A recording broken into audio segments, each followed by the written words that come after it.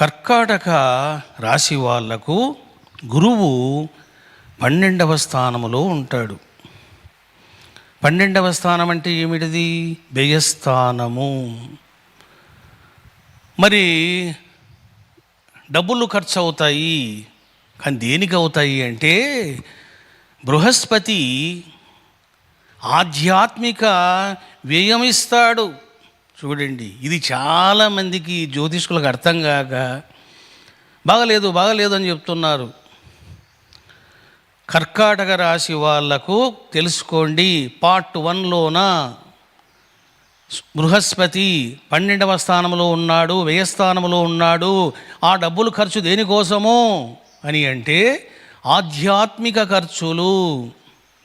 నువ్వు డొనేషన్ ఇవ్వచ్చు, ఎక్కడైనా తిరగవచ్చు, ఏదైనా కొనుక్కోవచ్చు ఆధ్యాత్మికంగా.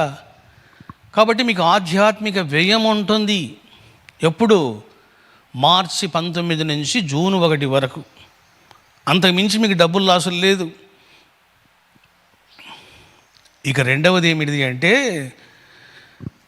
12వ స్థానంలో ఉన్నాడు కదా, ఇప్పుడు 1వ స్థానంలోకి వెళ్తాడు గురువు.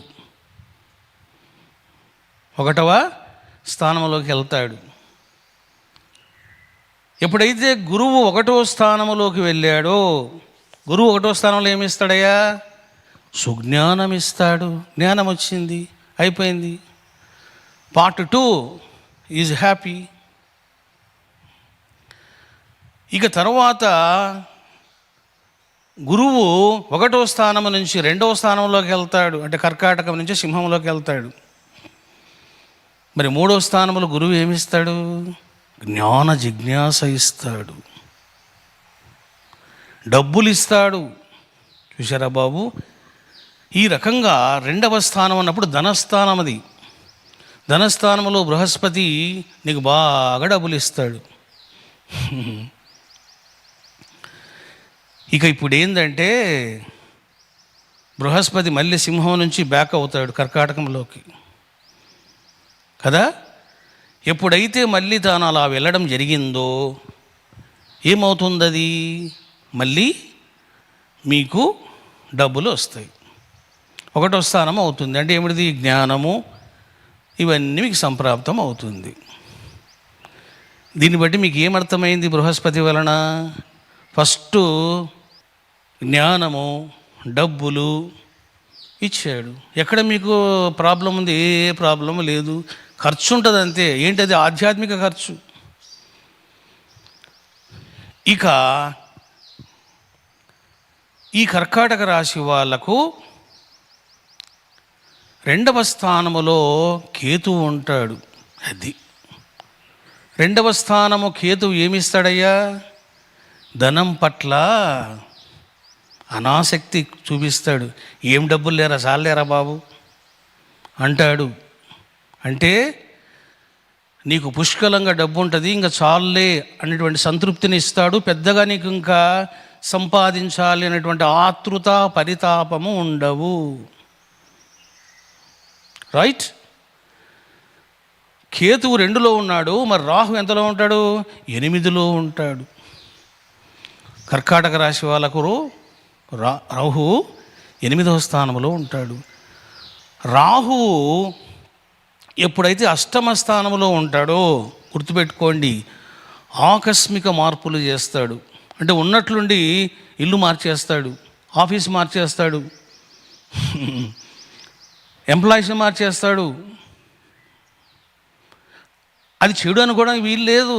ఎందుకంటే డబ్బులు బాగా వచ్చాయి, మరి ఇల్లు మారుతాడు, మంచి ఇల్లు తీసుకుంటాడు. కాబట్టి ఆకస్మిక మార్పులు ఉంటాయి. ఎందుకు? రాహువు 8వ స్థానములో ఉన్నాడు కాబట్టి. రైట్? ఇక డిసెంబర్ తర్వాత అంటే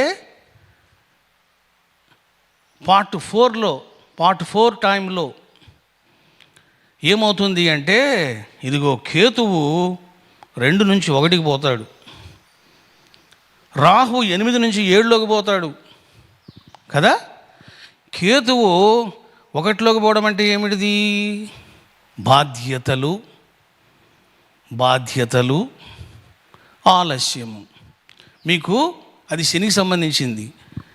ఎప్పుడైతే కేతు ఫస్ట్ స్థానంలోకి వెళ్ళాడో మీకు చక్కగా వైరాగ్యము ఇవన్నీ ఆయన ప్రసాదిస్తాడు. చూశారా బాబు? No negative things.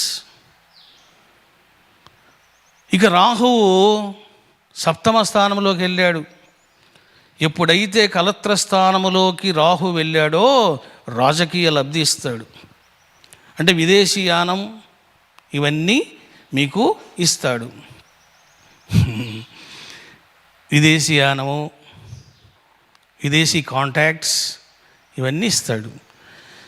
ఇక కుజుడు గుర్తుపెట్టుకోండి, కర్కాటక రాశి వాళ్లకు ఆగస్టు సెప్టెంబర్ ఖర్చులు బాగా ఉంటాయి, ధన వ్యయం ఉంటుంది. అది దేనికోసమో దేవుడికి ఎరగ. ఖర్చు మాత్రం జరుగుతుంది ఎప్పుడు? August September. ఈ రకంగా మీరు తెలుసుకున్నారు బాబు. కర్కాటక రాశి వాళ్ళకు కూడా ఏ లోపము లేదు. నేను మీకు అందుకే చెప్పాను, ఈ సంవత్సరము నో వర్స్ట్ రాశి. చాలామంది జ్యోతిష్కులు భయపెట్టినారు కొన్ని రాశులకు.